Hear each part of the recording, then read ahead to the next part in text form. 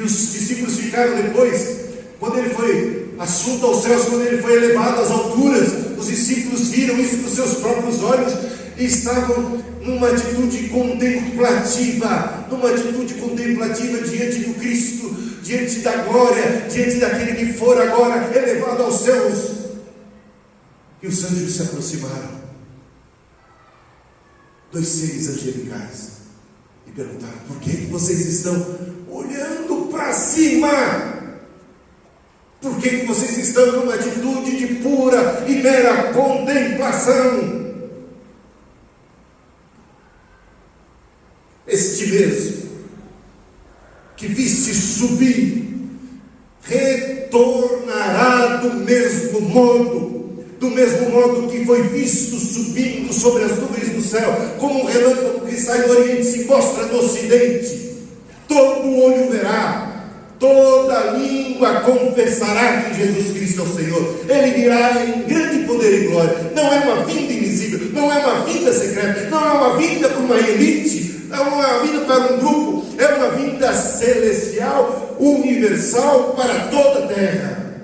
E seus pés naquele dia pisarão no Monte das Oliveiras. Do jeito que viste subir, no mesmo monte que ele foi elevado, ele descerá e pisará a terra. Porque estamos numa atitude de contemplação, porque estamos só aguardando. Diz Pedro, na sua segunda epístola, no capítulo 3, respondendo a grande questão: por que Cristo ainda não veio? Ele disse que vinha logo, está demorando tanto, já se passou décadas e ele ainda não veio. E a resposta de Pedro: um dia para Deus é como 1000 anos, 1000 anos é como um dia.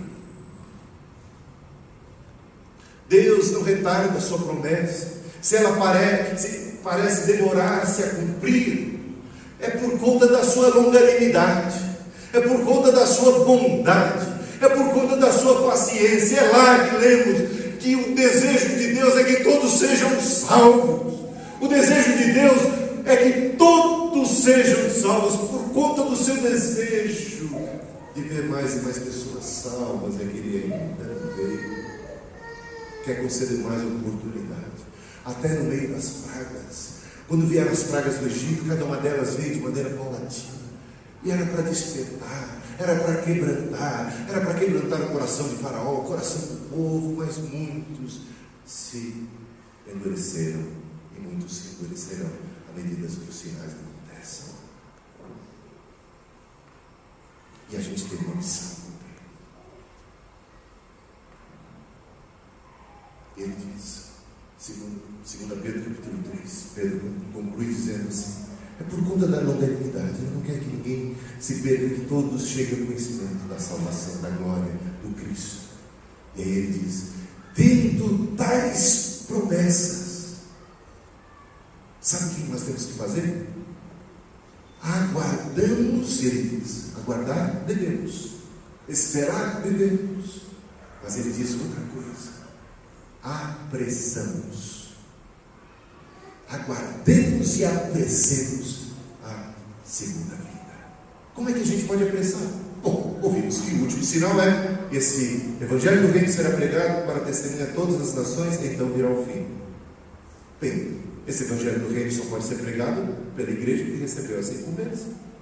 Nós somos a igreja, e nós, como igreja, aguardamos a segunda vinda de Cristo, e dizemos: Maranata, ora vem Senhor Jesus. Mas mais que aguardar, mais que esperar, nós fomos colocados como protagonistas, não como espectadores, nem coadjuvantes desse ponto. Somos protagonistas, cheios do Espírito Santo, o corpo de Cristo, com o seu Espírito, com a espada da verdade, com a armadura de Deus, com a graça do Senhor, uma missão aqui na terra, de espalhar, de disseminar a luz, a bênção, de partilhar a verdade, de comunicar o Evangelho. Você que já tem uma certa idade, você que é jovem, você que é criança, cada um de nós, não importa, é sempre tempo de evangelizar, é sempre tempo de cumprir a nossa missão. Apressemos a segunda vinda de Cristo. Então, quando a gente olha os eventos, a gente precisa discernir os tempos, de acordo com o ensino de Cristo, e perceber o que é que nós temos a ver com tudo isso. E aí a gente descobre que nós temos tudo a ver com tudo que está acontecendo. Tudo a ver. E o nosso papel é preponderante. Não se esqueça disso. É grande a sua missão, é grande a sua obrigação, é grande o seu dever, é grande o seu chamado, é grande a sua vocação. É tremendo, é maravilhosa. E você não está sozinho, você não foi deixado sozinho. O Espírito está com você. Os discípulos estavam apanhados, os discípulos estavam apenas numa atitude contemplativa. O anjo cutuca os discípulos, o Espírito Santo desce sobre eles, eles que estavam escondidos saem do lado de fora e proclamam as maravilhas do Senhor. E a igreja, desde aí, tem a sua caminhada e a sua história, e a história da igreja ainda não terminou, continua com cada um de nós. Amém?